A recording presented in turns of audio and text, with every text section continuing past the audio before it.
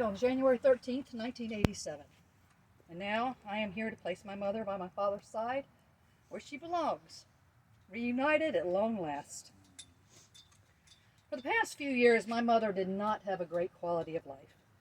She suffered from several medical issues that prevented her from being the fun-loving and free-spirited person that she was in her heart. The last 2 years were especially hard on her as she battled not only with her medical issues, but with dementia as well. But that version of my mother is not who I am going to remember and speak about today. My mother was a Halloween baby and a true Scorpio. And man, could she have a temper and be one of the most pessimistic people I knew. God knows we had our differences and butted heads. But despite her quick temperament and negativity, her love and support for her family and friends was loyal and fierce. I am blessed to have had parents that truly loved each other. I have wonderful childhood memories of them filled with love and laughter.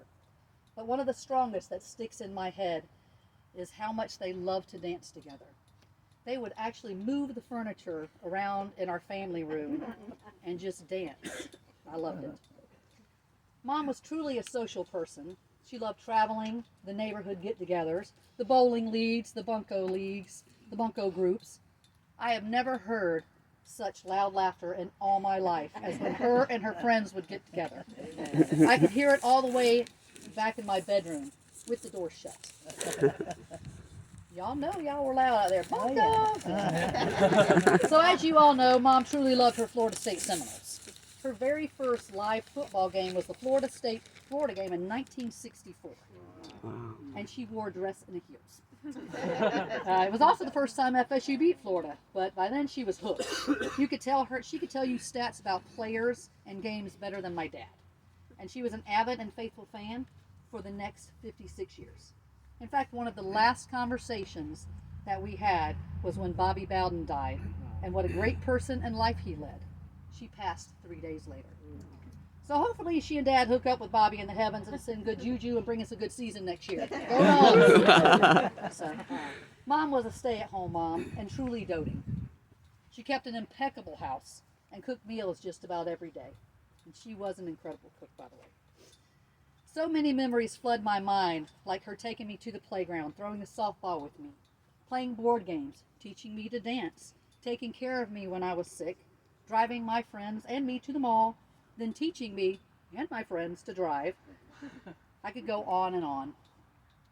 But she was always involved. She was a room mother and in the PTA, all that fun stuff. I played sports and she rarely missed a game. In fact, she was one of the loudest moms out there. I could be in center field and hear her loud and clear, "Look alive!" Kelly, am I wrong? She'll tell you. She knows. When I was 15, she took me and about 5 of my friends to see Duran Duran in concert. And I remember thinking that she was so cool to do that.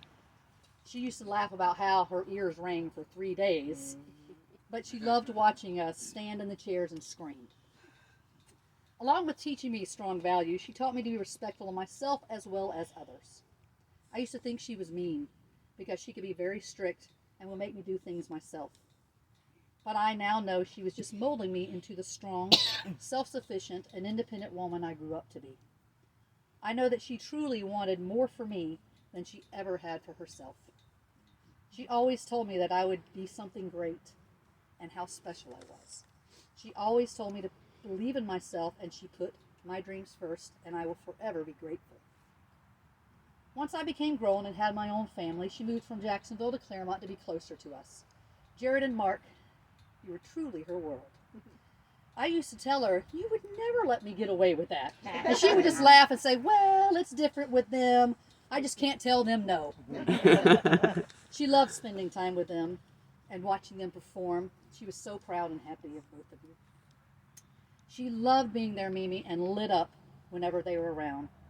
There were many wonderful memories that I will cherish forever. Mom truly loved being with family. She always said that one of the greatest gifts of her life was being reunited with her younger brother Fred and his family. Although they were not raised together, they were exactly alike. They found each other 22 years ago, and the bond was instant. They talked weekly and had many wonderful times together.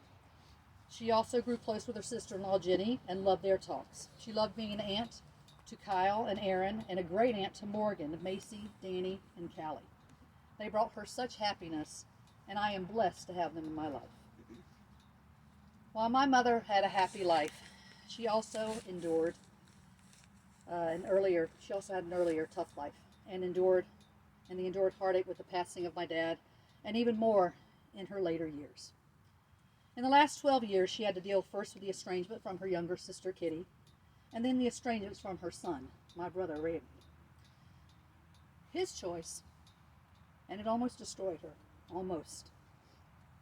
But thankfully, with the love and unending support from her Aunt Janie and her brother Fred, as well as many others, she persevered.